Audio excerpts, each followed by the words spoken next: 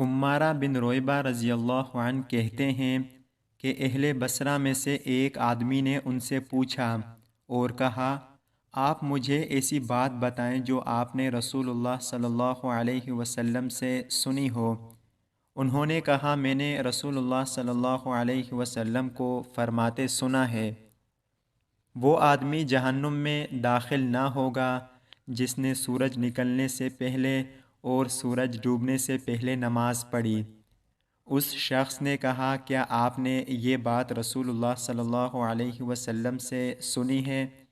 یہ جملہ اس نے 3 بار کہا۔ انہوں نے کہا، ہاں، ہر بار وہ یہی کہتے تھے۔ میرے دونوں کانوں نے اسے سنا ہے اور میرے دل نے اسے یاد رکھا ہے۔ پھر اس شخص نے کہا، میں نے بھی رسول اللہ صلی اللہ علیہ وسلم کو اسے فرماتے سنا ہے۔ اسامہ بن شریک رضی اللہ عنہ سے مروی ہے، انہوں نے کہا کہ ہم نبی صلی اللہ علیہ وسلم کے پاس اس طرح بیٹھے ہوئے تھے گویا کہ ہمارے سروں پر پرندے بیٹھے ہوں۔ ہم میں سے کوئی بھی شخص بات نہیں کر رہا تھا کہ کچھ لوگ آئے اور کہنے لگے، اللہ کے بندوں میں سے اللہ کو سب سے پسندیدہ کون ہے؟ آپ صلی اللہ علیہ وسلم نے فرمایا، جس کا اخلاق سب سے عمدہ ہو۔ حضرت عبداللہ بن مسعود رضی اللہ عنہ کہتے ہیں کہ رسول اللہ صلی اللہ علیہ وسلم نے عباس بن عبد المطلب رضی اللہ عنہ سے فرمایا، اے عباس، اے میرے چچا، کیا میں آپ کو عطا نہ کروں؟ کیا میں آپ کو بھلائی نہ پہنچاؤں؟ کیا میں آپ کو نہ دوں؟ کیا میں آپ کو 10 ایسی باتیں نہ بتاؤں جب آپ ان پر عمل کرنے لگیں تو اللہ تعالیٰ آپ کے اگلے پچھلے، نئے پرانے، جانے انجانے، چھوٹے بڑے، چھپے اور کھلے سارے گناہ معاف کر دے؟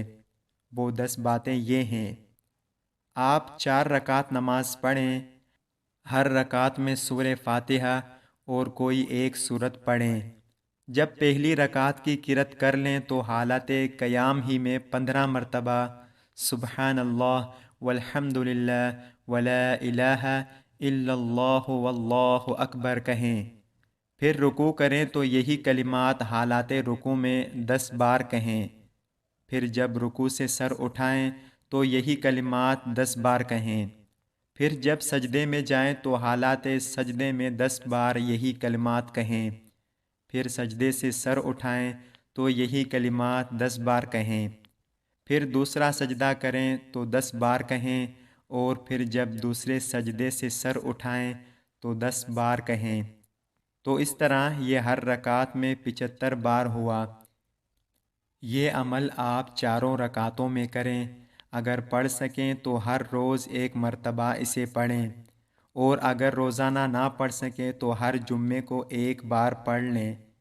ایسا بھی نہ کر سکیں تو ہر مہینے میں 1 بار، یہ بھی ممکن نہ ہو تو سال میں 1 بار، اور اگر یہ بھی ممکن نہ ہو تو پھر عمر بھر میں 1 بار پڑھ لیں۔ اللہ تعالی ہم سب کو ان پیاری احادیث پر عمل کرنے کی توفیق عطا فرمائے۔ آمین یا رب العالمین۔ السلام علیکم ورحمۃ اللہ وبرکاتہ۔ آپ سب دیکھنے والوں کا بہت شکریہ۔